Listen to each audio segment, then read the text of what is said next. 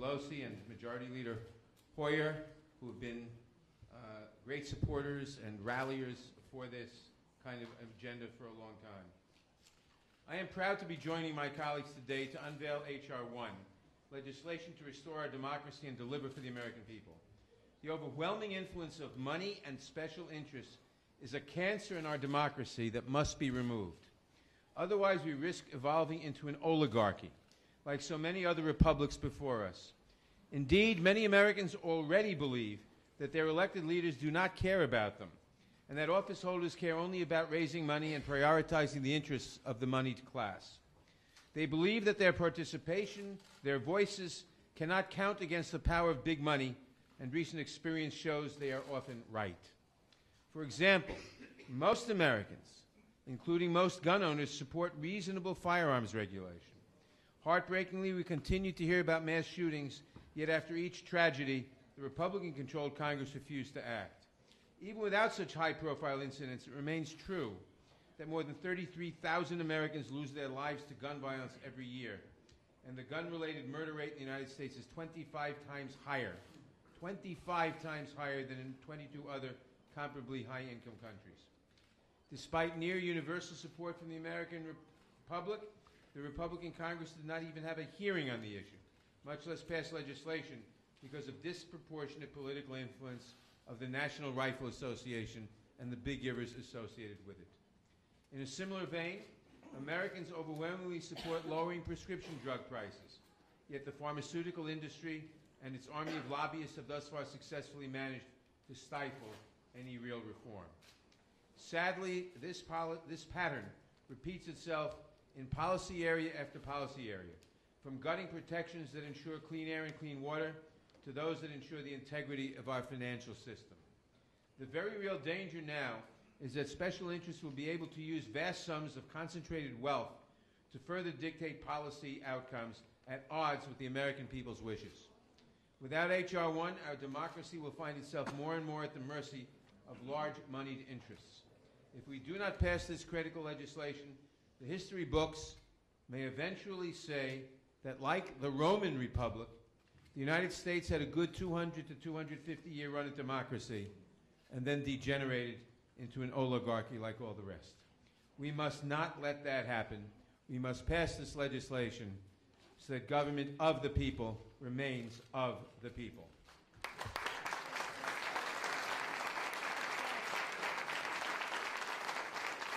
And now, I'm proud to introduce one of the people who has perhaps had the greatest role in making sure that government is of, by, and for the people in the last century, our great moral leader and great legislative leader, Representative John Lewis.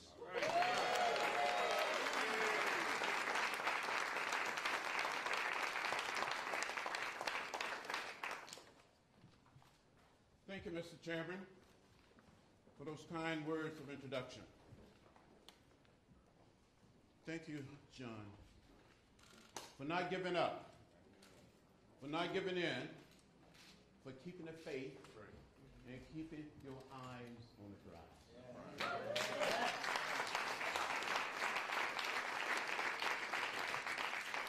The last 2 years have made it clear that our forces which invest thousands and millions of dollars in drowning out the voice of the people of this country.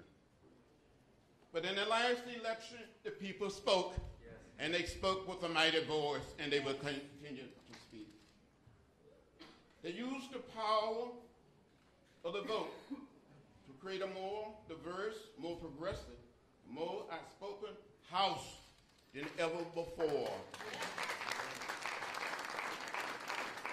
I've said on many occasions that the vote is the most powerful, non-violent instrument of transformation we have in our democracy, we have in a democratic society. And at the foundation of our system, it must be strengthened and preserved. There are forces trying to make it harder and more difficult for people to participate. And we must drown out these forces.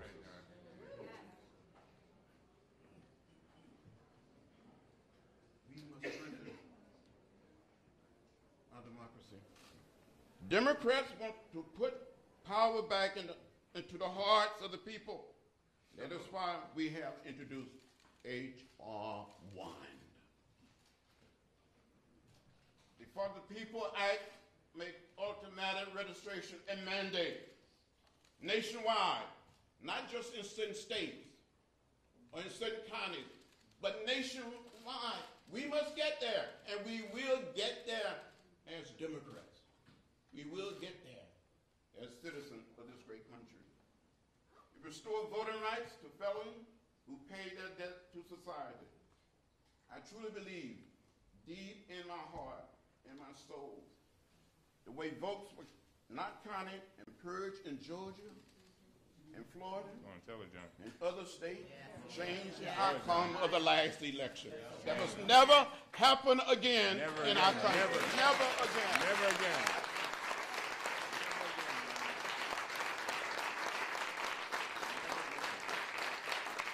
We will make it illegal. It will also offer federal resources to secure the votes in states and localities around our country. With this bill, it is in keeping with the Voting Rights Act of 1965, where some of us gave a little blood on the bridge. Oh, yeah. We don't want to give any more blood, No, sir. but we have our votes, and we must use our votes as a powerful instrument to change things. With this bill, we demonstrate that this House is for the people, and we will choose the side of fairness, equality, and justice over special interests every time. That's the right thing to do, and we will do it. Yes. Amen. Amen.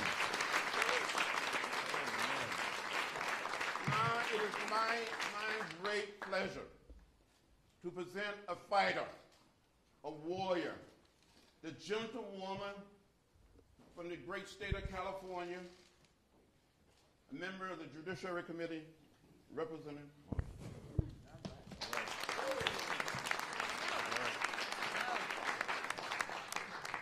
First, I want to reiterate the thanks that we all have for Representative Sarbanes for pressing forward, never giving up, and also for our freshman class for responding and saying this has to be a priority.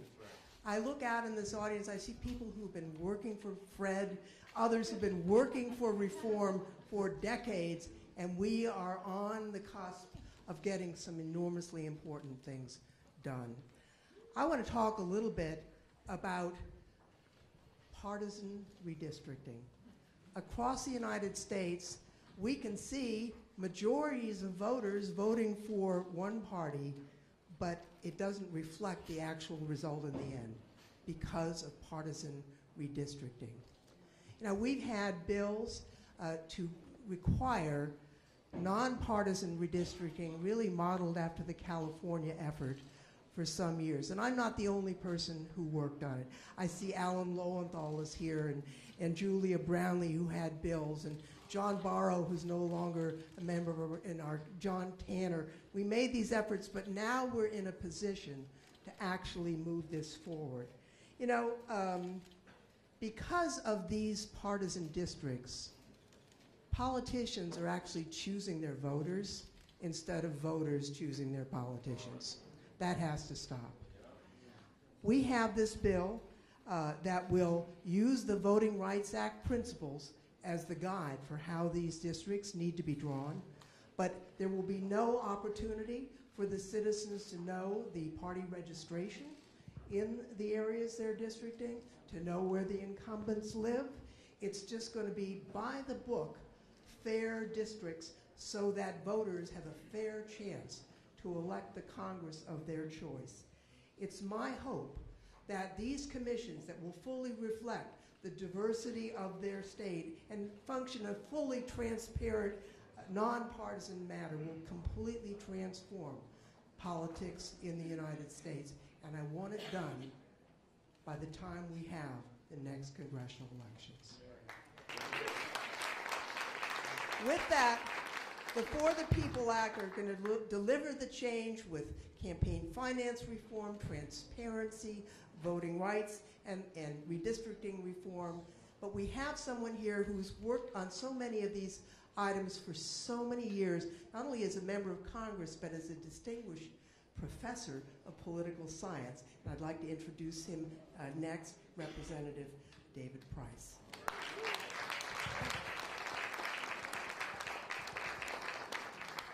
Thank you. I want to thank my colleagues, thank all of you for being here this morning, for your interest in what we're undertaking. And it truly is a momentous undertaking, as my colleagues have said. What we're talking about here is basic to everything else that we need to do. Political reform, far-reaching, comprehensive political reform. And I, as a representative from North Carolina, have a special reason. We're ground zero on so many of these issues, a special reason to understand how important this is. This is a once-in-a-generation blueprint for reforming our democratic system, diminishing the influence of big money in American politics, special interests, and restoring power to our people. It represents the commitment of the House Democratic Caucus to deliver on the promises we made to restore integrity and accountability and transparency to our democracy. I have spent the better part of my career in Congress on the issues addressed in this bill, especially the campaign finance system that allows moneyed interests to dominate and corrupt our politics. The For the People Act will dramatically change that. It will transform the process of disclosure, making it a real process that real people can understand. It will help us shine a light on dark money in politics. It will modernize our presidential public finance system. And by the way, that probably ranks as the most successful reform effort of modern times. And it worked for 30 years, past Watergate. It does need to be modernized, and that's included in this bill. It would establish a new public matching system also for congressional races that would empower small donors. We plan to bolster limits on campaign spending by cracking down on improper super PACs that are all too often affiliated behind the scenes with political campaigns. And we intend to expand my original Stand By Your Ad provisions. That's with apologies to Tammy Wynette for anybody who remembers. Stand By Your Ad. We want to expand those provisions and require corporations and other groups to disclose their top funders. And that should include, of course, TV ads, but also online paid ads, robocalls, and so forth. These reforms are going to empower American voters. They're going to encourage more diverse candidates to run for office, and they're going to help break the stranglehold that big donors have on American politics. So we're proud to deliver on our promise to the American people. We're proud to roll this comprehensive package out as H.R. 1, and we fully intend to do everything in our power to return power to the American people. With that, I turn to one of our outstanding new members who's just been through a campaign and can testify as to some of the rigors and some of the changes that need to be made very, very convincingly. Representative Escobar. Good morning, everyone. Want to thank Speaker Pelosi and House Majority Leader Steny Hoyer for their leadership. My name is Veronica Escobar. I am from the great, safe, secure U.S.-Mexico border, El Paso, Texas. And I want to thank Congressman Sarbanes for the incredible privilege of allowing us as new members to be able to sign on to such a transformative piece of legislation. And I'm very proud to have signed on today. You will see in this group of heroes for democracy, who I am so privileged to be standing with, you will see many freshmen. We are hot off a campaign trail that for many of us went on for well over a year. For some of us, it was a year and a half. We spent every single day of our campaigns on the ground, talking to constituents, and I can tell you, speaking for myself and many of my freshman colleagues who I've spoken to over the course of our campaigns, cynicism and mistrust of Congress is at an all-time high. It is at a tragic level when American people cannot trust the Congress that creates the laws that govern their lives. And so we heard directly from our citizens about their disappointment with Washington, D.C. At the very same time, we received our marching orders from them. They have told us they want us to work on an ambitious agenda. They want health care. They want us to deal with the challenges of our generation in climate change. They want comprehensive immigration reform. They want investments in real infrastructure, not a monument to division like a wall. They want real infrastructure projects. But in order for us to be able to sell that to the American public and ask them for their faith and their trust in us, we have to prove that we are trustworthy. And that is why H.R. 1 is so critical. At the beginning of this new Congress, the 116th Congress, at the beginning of a new era in government and governance, we must demonstrate to the American public that we're willing to police ourselves in order to build the big projects and dreams and ambitions that they have for our country. You know, I come from local government. I spent over a decade in local government where we passed sweeping ethics reforms, campaign finance reforms, because if we didn't, our folks would have thrown us out of office. What is unacceptable at the local level has been acceptable in Washington, D.C. for too long. But Representative Sarbanes, thanks to you, that day is over and a new day has dawned. Thank you all very much.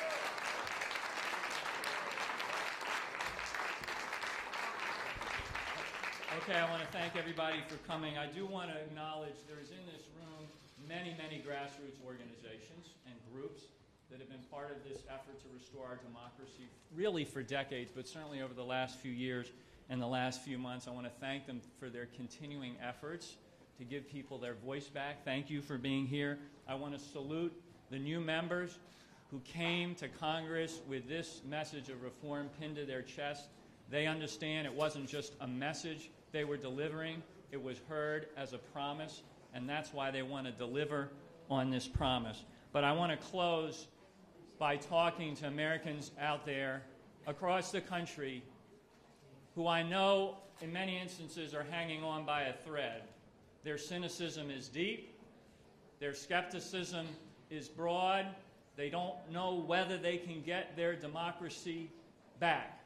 They spend too long on the outside looking in.